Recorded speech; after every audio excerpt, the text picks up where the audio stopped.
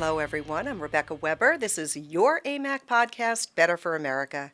Now, today, folks, I am honored to have with us AMAC Action's Senior Vice President, Andy Mangione, as Senior VP for AMAC Action's advocacy affiliate, AMAC Action.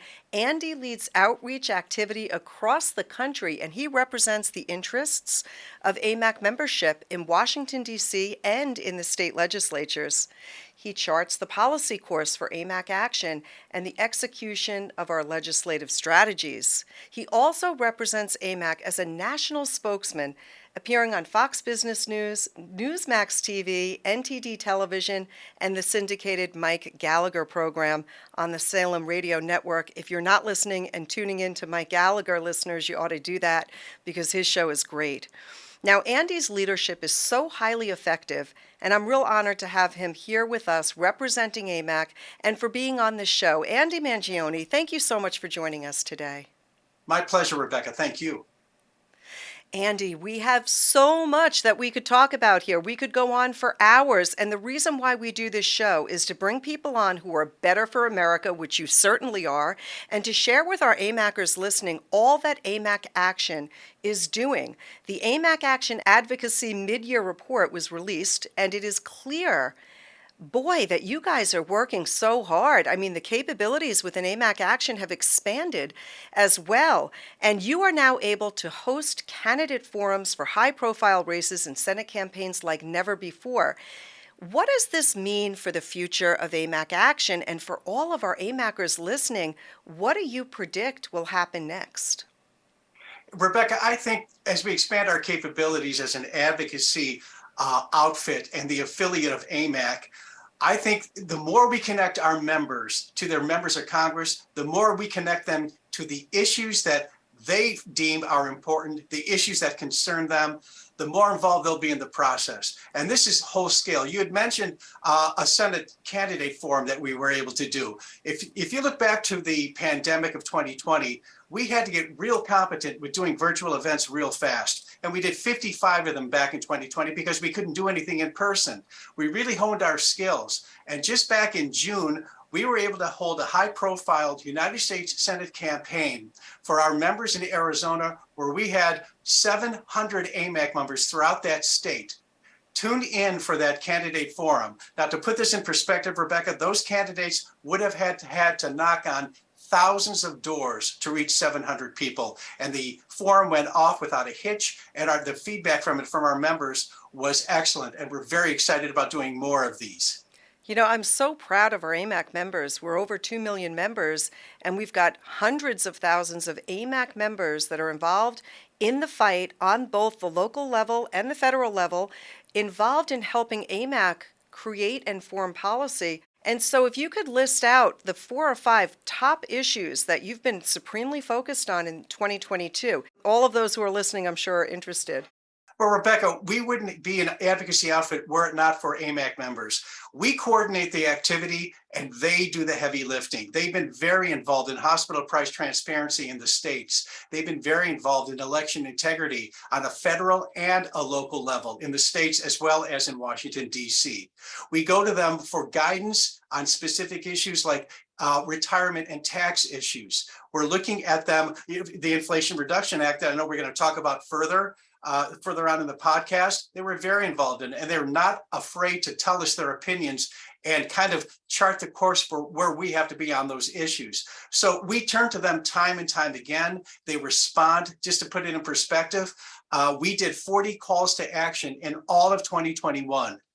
In the beginning, in the first 6 months of this year, in 2022, we did 41. And again, our members are responding to the tune of almost 250,000 messages that they've sent to regulatory agencies like CMS and FTC, to federal legislatures, and to legislators throughout the states. Fantastic. You said it. We wouldn't be here without our AMAC members. They are what makes us, gives us our muscle in Washington, D.C. and on the state level when we fight on the issues that matter so much. And those issues range from election integrity to protecting parents and giving parents a voice in our public schools. There are just so many issues that are important, and I'm excited to dig into them. I do want to pivot here, if I could, and just I have to mention this because so many people come to AMAC because they don't like the other senior organization. They just don't like them. They recognize that they're not really representing their best interests. And an example, Andy, is recently the CEO of AARP sent a press release saying that they had fought hard to lower prescription drug prices. For AMAC members who read legislation and understand that we know that this is political theater, we know that the negotiation of drug prices is more like a gun to the head of these pharmaceutical companies. What they're really doing is price control, which affects research and the development of future drugs that could be lengthening the life of America's seniors. What is AMAC Action's plans to try to lower the cost of prescription drugs for our seniors while also allowing the free market to thrive? This is not just you or I saying, hey, your price fixing pharmaceuticals will cause a reduction in research and development, which leads to fewer new drug therapies. A University of Chicago study found that price controls for drugs pushed by Democrats would reduce the investment into new drug therapies by 29 to 60% over 17 years. That, Rebecca, translates into 167 to 342 fewer new drug approvals over the same time frame, which worsens health outcomes for patients. AMAC believes in price transparency. AMAC believes in free market competition. AMAC believes in more choice and access for patients, which is why we've been focused on the business practices of pharmacy benefit managers. Their business practices drive up the list cost of drugs. All we've been asking for the last 4 years is scrutiny from Congress and scrutiny from regulatory agencies to look into these business practices, to determine and to see for themselves just how anti-competitive they are. Once they do that, you'll see some real action that will lower the price of prescription drugs for every American, including Medicare beneficiaries. That's just fabulous. AMAC Action has made tremendous leaps by pushing the FTC or Federal Trade Commission to investigate the business practices of PBMs or pharmacy benefit managers. How do you see this playing out now that an investigation is finally underway? We know that the FTC has made their initial inquiry into the top 6 pharmacy benefit managers. It's a request for information, and this is going to take a little bit of time, but they're very transparent. And we're going to be watching this and reporting every step of the way. We believe that this is a great first step to lower drug prices for all Americans. It's not the end all be all, but it is a tremendous first step that will see a palpable and a very real drop in prices should the FTC be successful in calling out these anti-competitive practices that pharmacy benefit managers have been employing for years now. Andy, how many active AMAC delegates and chapter leaders are currently working across the country, and how can people listen and get involved? Right now, we have just about 350 AMAC delegates and chapter leaders, and some of those folks serve in dual roles. They are our feet on the street. They are complemented by over 336,000 AMAC members and friends who have participated in the call to action campaigns that we were discussing earlier. We're always looking for AMAC members to become delegates, to become chapter leaders. We need their presence in the local congressional district office. We need their presence interacting with AMAC members in their communities, educating these members on the issues. And if you're interested in becoming an AMAC Action advocate, just go to amacaction.org. amacaction.org, and everything you need there with a couple of keystrokes and a click of the mouse will start the journey for you to joining our advocacy team. Now, I do want to shift to talk a little bit about everything happening at the election integrity, on the election integrity front. This is an issue that our members are so passionate about. We want to make sure that we have free and fair elections here in America. AMAC Action has partnered up with the Election Assistance Commission, and they've helped recruit poll watchers, election workers, which is just in time for the November midterm elections. So looking back, Andy, on the last 6 months, what are some of the other AMAC Action partnerships and wins that we've achieved and that you've seen? Tell us about our successful fight. Exactly right. Our members really voiced their concern after the 2020 election. about their precious right to vote. And we found ourselves in the middle of this issue on the state level and on the federal level.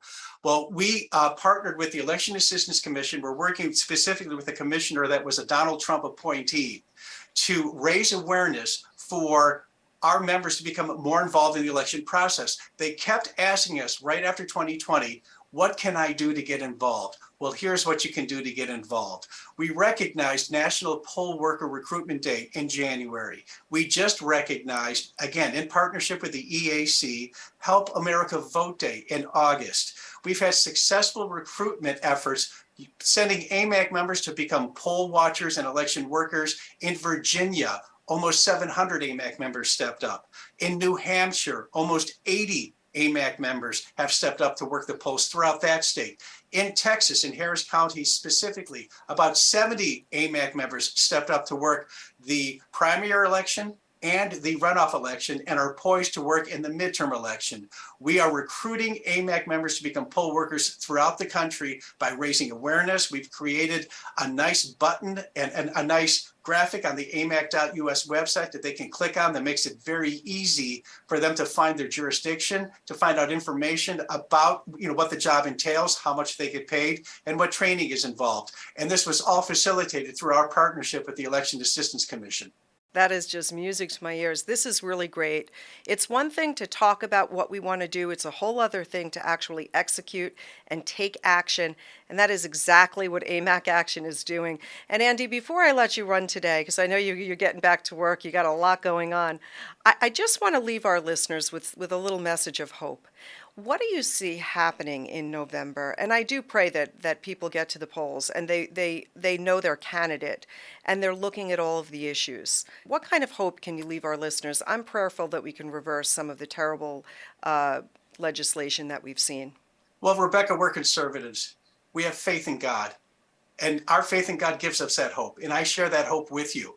I think our members and I think Americans will see a relatively smooth election process because conservatives have gotten involved in the process. You're going to see unprecedented scrutiny. We've already seen that last November in Virginia with the election of Glenn Youngkin. So I think their anxieties may be relieved with regard to, will my vote count? Yes, it will count. I think that they can look to the primary elections and to see the candidates that have been elected, to see the incumbents that have been defeated with a primary challenge, and that should give them hope. And hopefully all of this activity translates into that red wave that we just predicted in our magazine and that I'm predicting as well. And I'm hoping and praying will come to be. Thank you so much, Andy. Excellent. So for all of you listening out there, you can get involved. There's a lot that you can do from the comfort of your own home. We need your voice. We need your participation. We need your call to action. It matters. If there was ever a time in America where that mattered, this is that time. Andy, thank you so much for all that you're doing with AMAC Action. I feel personally very, very blessed to know you, to work with you, and to see that you're leading AMAC Action with energy, commitment, and a strong voice. So inspiring. You're very welcome, Rebecca. It's my pleasure. Excellent. We're going to have you back with us right after the midterms to talk about a lot of what AMAC is doing in order to educate people across the country. I want to thank each and every one of you for tuning in today. And if you haven't downloaded the AMAC News app, you can watch and listen to this show and track breaking news right there on your phone. Please make sure to hit that subscribe button, like, follow, and share wherever you are on social media. Until next time, I'm Rebecca Weber. This is your podcast, Better for America. Have a great day, everyone. God bless you.